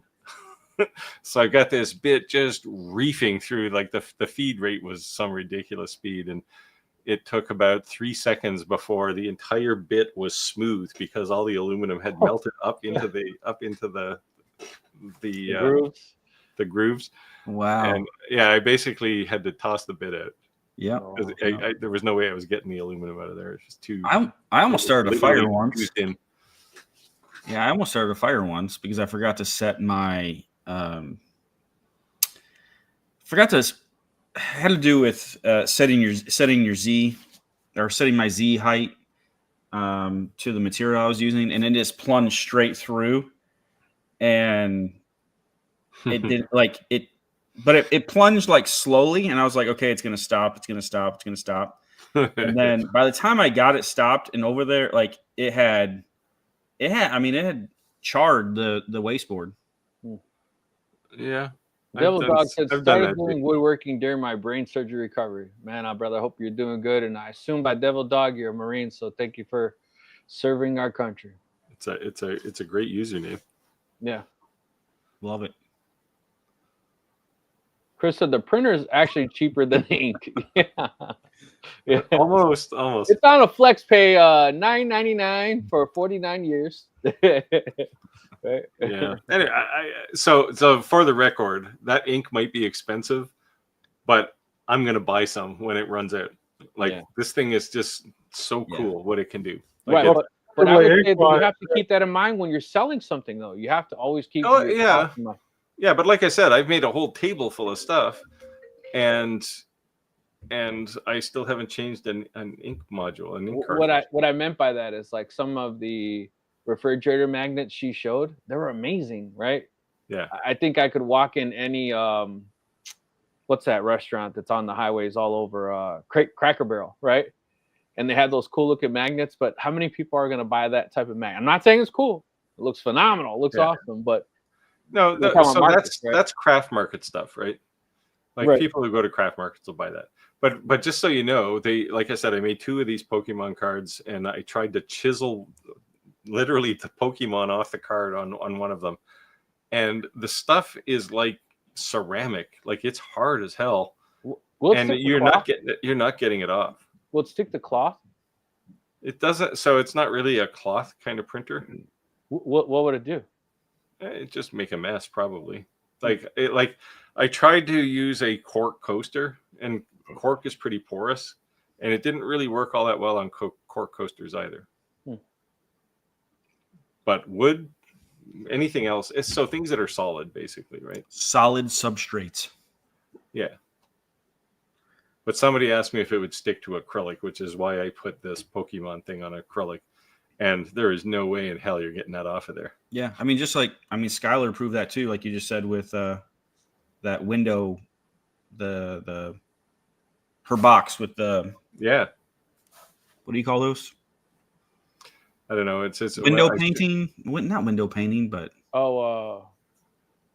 it's a lantern of some sort. Yeah, like sky, almost like a skylight effect. Oh, it's like a stained glass window. There we go. Stained glass. That's what I was looking for. You don't go to church a lot, do you?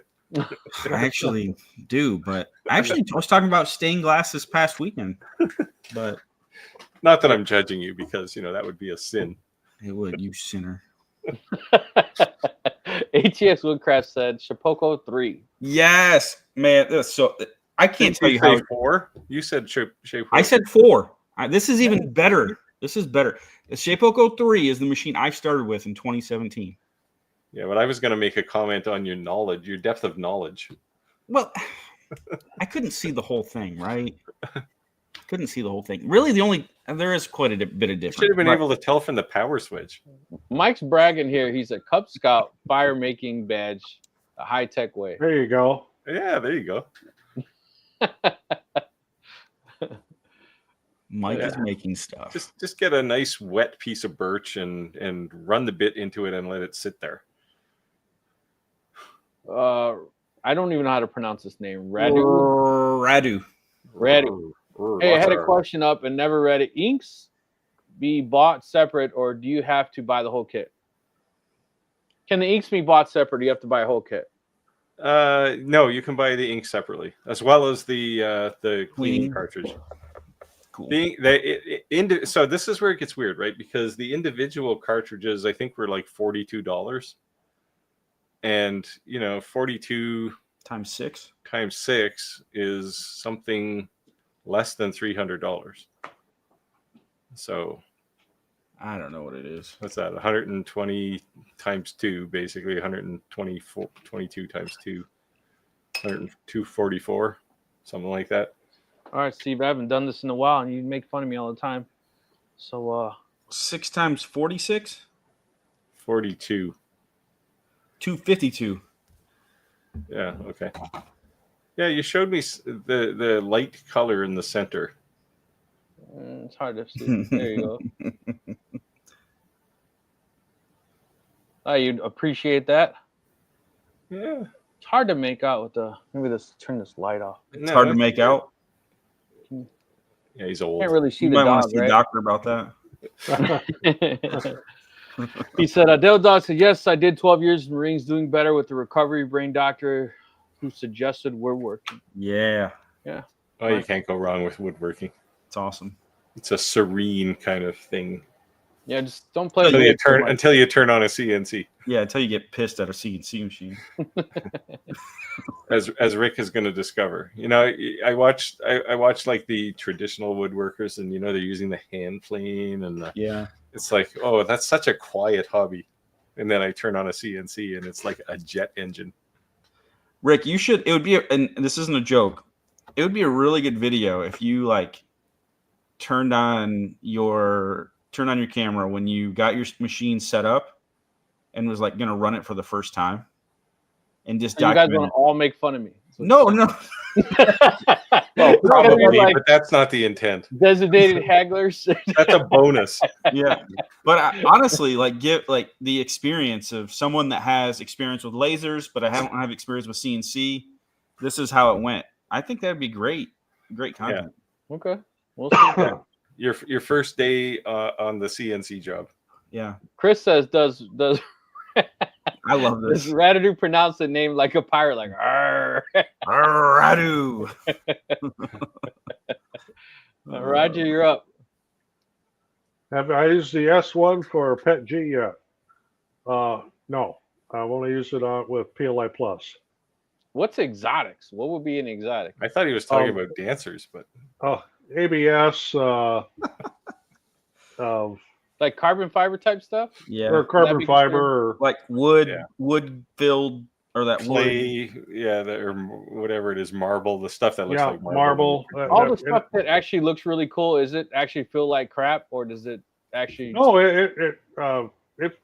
it's neat. But the thing is, if you're going to use carbon fiber or any of the wood base or even the marble, you need to have a hardened steel nozzle. If you've got a brass nozzle, you'll just tear it up. Yeah, they're kind of gimmicky. A lot of them, like the wood one, is kind of like printing MDF. Yeah, and it has a strange scent to it. Okay, I just got an idea. Rolling Would it be a cool video idea? Well, Rick could be able to do. Rick's Mexican; he should be able to do that. Radu, got to be able to roll that R. Rolling R sound with many languages. D D D D D. Funny. So would this be? I don't know. Could you print your own? This wouldn't be cost effective at all. This would just be an experiment. But what it would be like to machine, like a wood based. So basically, you print your own stock, and then you take it to the CNC and you machine something out of it. I've done that. Have you? Yes.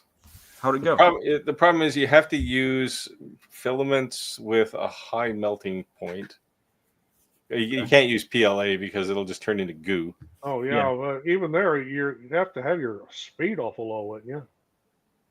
No, you actually have to go pretty fast. Like the feed. Well, your RPMs would be slow. Yes, the feed and rate. Your feed rate would be fast. Because it's kind of like cutting butter.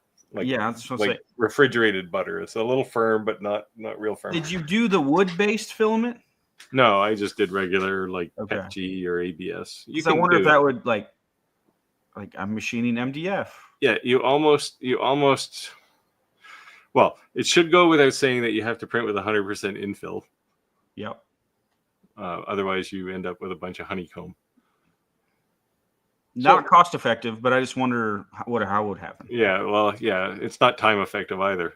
It takes 6 hours to print a thing, and then another hour to go cut it on a CNC. How were But the guess chips? what? You avoid tariffs. Yeah.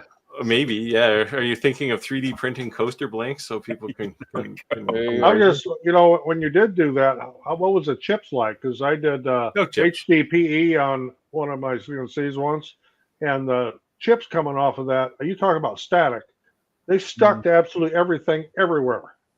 Yeah, well, that's a hazard with plastics anyway, right? You know what coaster I could but- see selling 3D printed is inside of cars where you put your cup. If Yeah. you 3D printed a carbon fiber, people buy carbon fiber everything for their cars. So if they had the dash kit, the door panel kit, if it was just The problem is it doesn't look like carbon fiber, right? It's not like cloth with No, it carbon doesn't fiber. have that texture like a real carbon fiber does. no, that sucks. There you go. Well, You need to make here, that pattern. Yeah, I did replaced all the wood in my car with carbon fiber. the black on this is carbon fiber. Oh yeah, that's not what I was thinking. But you Yeah, can't. it's just I black. mean, it's just black. But it's bulletproof. Steve, Alright. you're up. Oh, geez. Oh, yeah. This is around the Eufy Make store. How many credits does the Eufy Make use for a project like a poster you made of the lighthouse? So, short answer is I don't know. I think it's 2. But as a tester of this thing, apparently I've got all kinds of points. So I all kinds of these credits. I don't actually even know how many I have, honestly. So for those who don't even know what that is, Steve, they have a. Do you want to explain that? So they have a store, like you can go and get designs, but also if you're using the AI engine to do things like the 3D modeling, they charge you some kind of credits.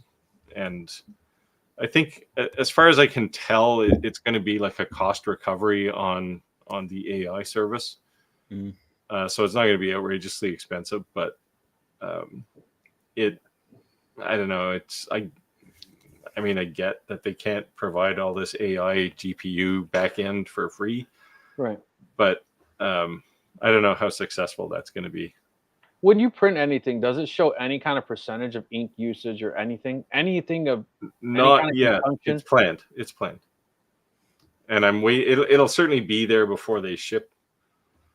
Like I've had, I don't know, 3 firmware updates and a couple of updates of their studio since they sent it to me.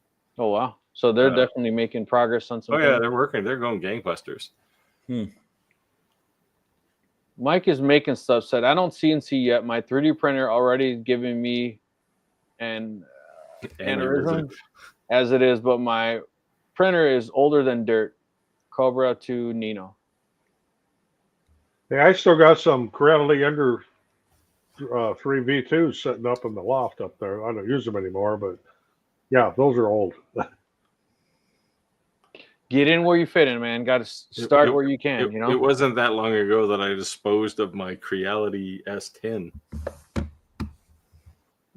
That was like one of their first printers. We're going down the rabbit hole for the UV. You're up, Steve. Oh, the software for the UV printer, is it one of those where you have to be online connected? No. Well, I won't say no. So it'll work offline, I believe, if you're not using any of the AI functions or their store, because you can pull designs out of the store as well. Like if you just want to provide your own image and print it, I think you're okay without being connected. Nice. Which is my normal use case. They do have a pretty rich library, though. Curious, the Louisiana hobby guys in the building. Let us know. I know he's been recovering, and hopefully he can join our live soon. We've been in talks, so that is a wealth of knowledge. That'd be pretty cool, and he had the chance to join us. Like you've been in contract negotiations?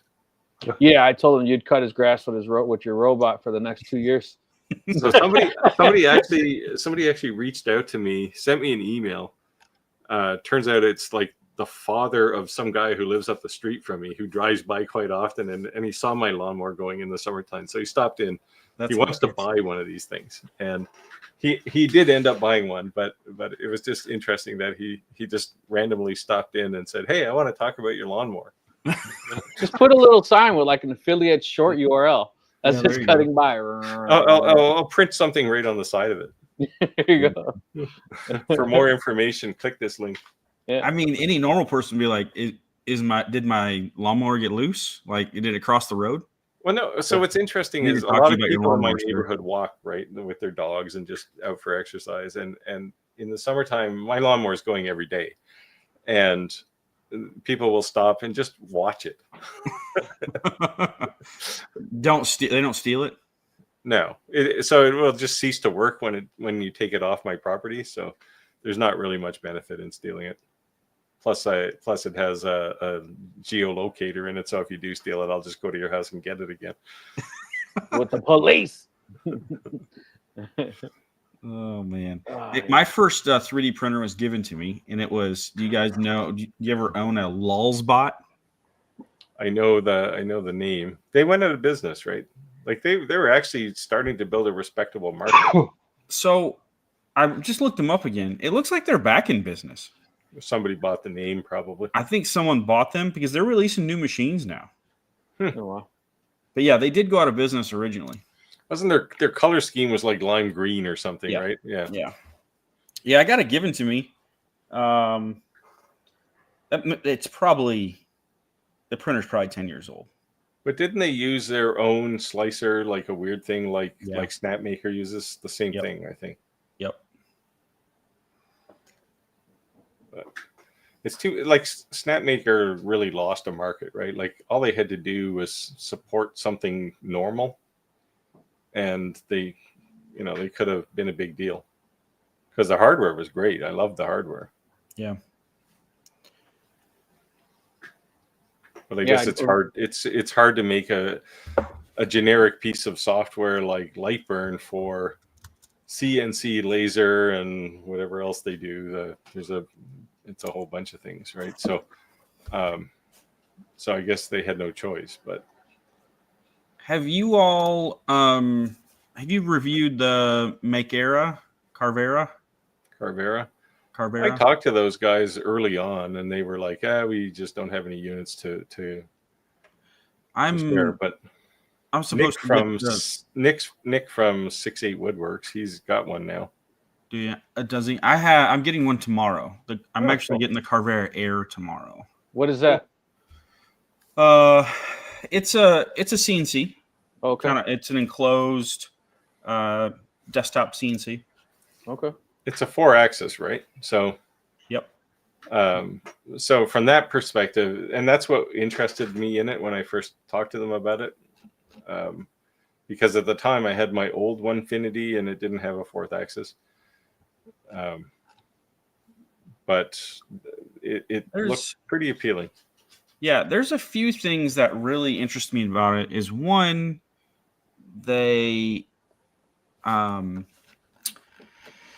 let's see here. I think it's this one.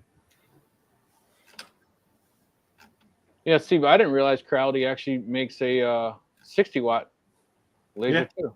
Yeah. I thought they only had lower end, like 20 and 40s.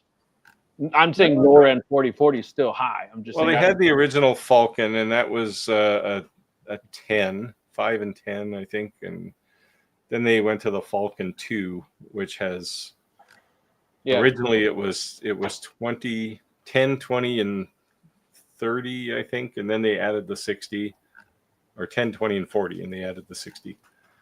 And I mean, the drivetrain, it's a little slow compared to some of the other lasers. It tops out at, I think, 36,000 millimeters a minute, whereas most of the others are like 60. Oh, wow. So if you're going to put a 60-watt laser on top of something, it better be able to move. Right. And that was always my gripe with it. That was the only complaint I had, actually, about it, really. Anyways, yeah, I'm looking forward to testing it out. What's the workspace on it? It's small. It's small. It is. It's a desktop CNC. Yeah. Like 2 feet or No. smaller? Smaller. No, it's like I think I'm looking up the specs right here. It 30 is by 30. Yep. Like, yeah. Yep. 30 millimeters or 30 centimeters. millimeters. 30 centimeters. I'm like, hold on a second. I'm gonna have to look at one of these rulers. 12 by 12 for you unilingual measurement people. The overall footprint of it is like 20 inches by 18 inches by 18 inches. Yeah, it's a nice looking design. Yeah. Yeah. That's cool. So yeah, it's it looked unique. I usually don't do machine reviews, but it looked unique enough, had some unique features that I think it could bring something different to the market. So That's cool. yeah. Yeah, so I guess it was crickets to Roger's question early on in the live. So I think it's maybe just the obvious, and people are just maybe done talking about it, right? So don't beat a dead horse, so to speak, right? We're all going through it together, so we'll figure it out. I had an interesting job this week. I actually did a local commission for I think it's like a boutique, but it was 6 sheets, 4x8 sheets of plywood, and basically pegboard.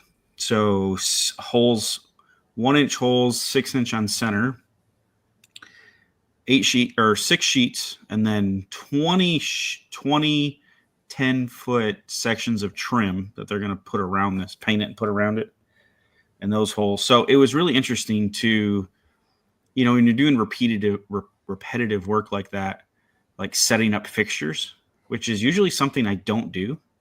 Because typically I'm running a screw through something in the face or double-sided tape, but something this big where I couldn't put screws through the front. I'm like, man, I got to get out clamps. I don't like clamps. And so I had to get, I put up a couple like stop blocks fixtures where I could load the material in the exact same way every time. So same 0, XYZ 0, just rinse and repeat. But that was fun. It was fun to do something different and to think through that, and also utilize, my 5x10 CNC machine. Speaking of that, I did see your shop tour video come up in my newsfeed. I gave a watch that. I meant to comment, but I didn't get a chance to. Nice. I did that one a couple months ago. Yeah, that's actually that laser. I mean, sorry, that CNC is huge, man. It's 5x10. Like the cutting area is 5x10. So, 50 square feet of machining space. Yeah, I guess you can cut a lot of those little smokers out of that thing, huh? That's the joke. Like, how many can I fit on this one? I can fit 86 on a 4x4. What can I fit on a 5x10? Yeah. That's cool. You know what? I know that absolutely would not fit in my shop. So I mean, one of the dumbest things you're going to say I want to make, but I want to make it, and it's probably not worth my effort because I can buy it at the dollar store. But I think it's so cool when people take those styrofoams and they make those cool headstones for Christmas. I mean, for Halloween. I want to make some. I just think it'd be a cool project with my kids. Yeah, do it, man. Yeah. Yeah. Probably going to make a huge mess, though, right? The static off that ought to just be great. Yeah. If you want to talk about static, cut styrofoam. Have the kids clean it up. It'll be all right. Yeah. Yeah. Well, you're gonna have a suction on your dust boot, right? So yeah, a lot of it will go up the pipe. But I doing this job, I broke my dust boot this week. My hose. So the way I have dust collection hooked up, it's so hard to have dust collection hooked up and have that big a space, like travel, that big a space, 5x10. And so my dust hose got hooked around my spindle, like the top of my spindle, and then moved laterally, and it didn't care. And so I have a 4-inch PVC hose. Oh, okay. And It's 4 inches wide to you. We're gonna make a short on that. Repeat that one more time. The next part, if you're going to go down that route, the next part, it's going to hurt you. Like it literally ripped it. It just ripped it in two, and then snap. Yeah, right. And then snap the dust boot like shroud. So I super glued it back together just to get through, but it has some missing plastic pieces, so my suction wasn't duct tape and CA glue. You're good to go, man. That's what I literally did. see, this is why I designed my own dust boot, because if I screw it up, I can just print a new one. It's not a bad idea. Yeah, I'm telling you, I ordered that dust boot that was from the rear because I thought it'd make better for footage. And when I saw it, I thought Roger could make this with his eyes closed. Yeah, I was so disappointed. Yeah, but it was like you printed it on the fastest setting possible. It just looks so unfinished, like rough. Well, now I think Roger should be insulted by that remark. No, what I'm saying is he could do that with his eyes closed. Like that wouldn't have been a challenge to him to make something like that. I think it would have looked. I see the things he looks. It looks more. I wouldn't thought it was made in someone's. It would have been like high production made in a huge factory. You know what I mean? That's all I'm saying. Yeah. But yeah. I had to buy I guess I didn't have to, but when you're cutting plywood, you're drilling through, you're going all the way through the plywood. Tear out, especially when you're not, it's a finished piece. So tear out on that pegboard on that 3/4 inch plywood was an issue. So I bought a 1/2 inch shank, 1/2 inch cut diameter compression bit. That wasn't cheap. So, but why didn't you just laminate this thing onto a scrap board underneath it? I mean, you could, but if you're using a downcut bit, you're still gonna have some tear out on the backside. Yeah. Because I did have the spoil board, right? And I am going like for. Yeah, but spoil boards are usually like full of marks and ruts and holes. I surfaced mine before this. Oh, did you? There you go. I did. Last time I surfaced mine on the very first job I did, I cut a 1/4 inch deep on my spoil board. There's a 1/4 inch deep picture of a whale that's about 30 inches wide. That's awesome. But that 1/2 inch tooling is new to me. That was one of the things too, Steve, when I ordered that bracket that holds the waste boards. I kind of thought it would suck that now that they only offered it with the screws underneath. I thought I'm gonna have to pick this whole thing up to change a spoiler board. That kind of sucks to me. Yeah. So having had one of those, it sucks. Just so you know. Yeah. I was thinking of taking a Harbor Freight little cheap wench and. Do they only sell the underneath? Yeah, they don't have the top screw one now anymore. I guess I don't know why. I would think that one would have been more popular, but I saw it, and then like 2 weeks later, finally did it, and it was gone. Like, in the end, I just pulled mine off and put my CNC back directly on the table with a piece of 3/4 inch MDF spoil board. Yeah, Chris just says this. You'll lose obviously a little bit of Z clearance, but could you countersink some screws and double up your spoil board so you have your bottom one where your bottom screws are attached, and then you can attach another piece, another 1/2 inch piece through the top, and then you just change that top piece when you need it. You never change the bottom one. Oh, okay. It's kind of like that's what I do.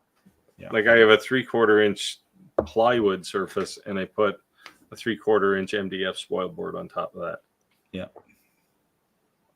And you don't have to lose Z height. You can just mount your whole CNC up 3/4 inches. There you go. Makes sense. Or you can just loosen the the Z-axis and lift the router up with 3/4 of an inch. I'm sure you'll know when I'll get it. I'll have a ton of questions. And he's going to issue me a refund for his course. You've been denied support. Yeah, you're too much trouble. Here's your money back. You've been denied support. You're one of those customers who offers a CNC course. Yeah, sorry, we can no longer service your account. Wouldn't be the first time I've heard that comment. Hey, I know what to do. I'm just going to send you a link. Yeah. There you go. And all that's at the other end of the link is we'll get back to you in 4 to 6 days. Oh man. Yeah. So we close to the end of the live, guys. And ladies and gentlemen, if there's anything you guys want to ask us, I appreciate them hanging out with us. Happy hump day, as we always say. Good last for sure. But if there's any questions you guys have before we cut out of here, let us know. Drop those comments below. And again, I just want to ask, I do see a lot of new names, which is great. Let us know how you found us. I would appreciate to know. Oh, we gained 2 members while we were I approved them. Nice. Yeah, I approved them. Nice. Steve, you're up. Again? Jeez, this is turning into a job. I add DTF decals to leather hat patches. Can I do this with the Eufy printer? No, I tried this. Well, I don't know about the heat press, but the ink doesn't work well on leather. It prints, but it's not. So if I printed my logo, which has a white background, it's a white rectangle, and the white is not really white. Now, I guess you could do like multiple layers. You could print a couple of white layers. And then print the label, but it's not ideal. I don't know about the heat press though. I think if you covered it with something, you'd probably be okay. I'm gonna call them, and I'm gonna get a. We're sorry. Please call 1-900. Your support needs to be upgraded to one-on-one deluxe premium. Pay as you go. Pay as you go. Yeah. Yeah, I provide that service. It's about $300 an hour. There you go. That's actually pretty cheap, to be honest. Yeah, well. No. I think some of these people who are teaching these courses for one-on-one, like, they're pretty expensive. Yeah. Yeah, I don't generally charge too much. It's like, that's not why I do YouTube, right? It's so, right. It's, I'm going to call Steve and get a one-on-one set up. You can do that. The OnlyFans? Yeah. Well, yeah, you have to know when to call. That's the thing. Just don't call out Tyrone. Call out Steve. If the sun's in the sky, you're okay. Just go straight to voicemail after 5 p.m. Johnny says, not designed for leather, can sink into the fabric. Yeah. And that's, I think, the general rule with anything that's kind of porous like cloth. And like I said, cork coasters didn't work well. Wooden coasters and slate coasters work great, though. Interesting. Whereas with DTF, slate doesn't work. The DTF just doesn't stick to it. I think because slate is oily, right? So I think it just doesn't. There's nothing to grip to with DTF. Yeah. I was disappointed actually, but I would think you might have better luck using a different powder. Possibly. Because that's how you get it to stick to wood. But wood is a little bit more. Yeah, but I can take a DTF thing and stick it to wood. I don't have one here right now, but yeah. And that works fabulously. Yeah. In fact, I'm working on a video about it right now. Nice. Well, guys, looks like we had time. It's 8:30. I appreciate everyone. Today went fast. I had some really good laughs. Actually, I needed this, man. I've been studying for my PMP, and it's like putting my brain inside of a microwave. Your PIMP? Yes, exactly. A project management certificate. My company wants me to get that now, so I'm studying for that. Yeah, then you can go to a different company and make more money. Yeah, you get one company to pay for it, and then you take it to the next. Yeah, so appreciate everyone watching the live. Appreciate more and more people starting to grow our Facebook community with us and sharing their creations. Very cool to see. You guys want to say anything on the closeout? This was fun. And tomorrow, unfortunately, I have to get back to work. And Right. everybody out there, use your imagination. Keep creating. Yep. Get out and shop and create something. And don't let the economy get you down. Yep. Nah, it's gonna be all right. Yeah. One way or another, it'll be all right. Once Canada becomes a state, then we'll be doing a lot better. You know, we're taking offers to become the 11th province in Canada. You know, so I mean, Steve, it's your fault. You keep holding out. Like if you just well, you know, I can on. order stuff from China without paying 150%. that's true. If you You got stand me at the border, I can Hey. frisbee some coasters across the border for you. It's true. Stand All at right. an imaginary line. I don't have to pay 150% either. It's 145. Oh, okay. I pay 0. No. All right. It's good to laugh about it, you know? Like Yeah. Well, one of these days. What are you gonna do? There's nothing we can do about it, so we You just can't got to change survive through it. yeah, do the best you can, you know? Pivot, innovate, be better for it. There you go. Oh, before we go, actually, let me bring this up that Chris just put in here. The Anker is working on a mod for printing on fabric. Yeah, you could do it with probably if you print the gloss first, and then you could print something on top of the gloss. It would probably work. I should try that actually. There you go. Chris said the economy is what you make it. So Yeah, we'll just end with ask that Steve, comment. the silver Crazy fox. then. It's There crazy. you go. Steve's out there making his own money. All right, we'll see you next week. Thank you for joining. Okay. Take care, See guys. you all See you next guys. week. Bye. See ya. Bye.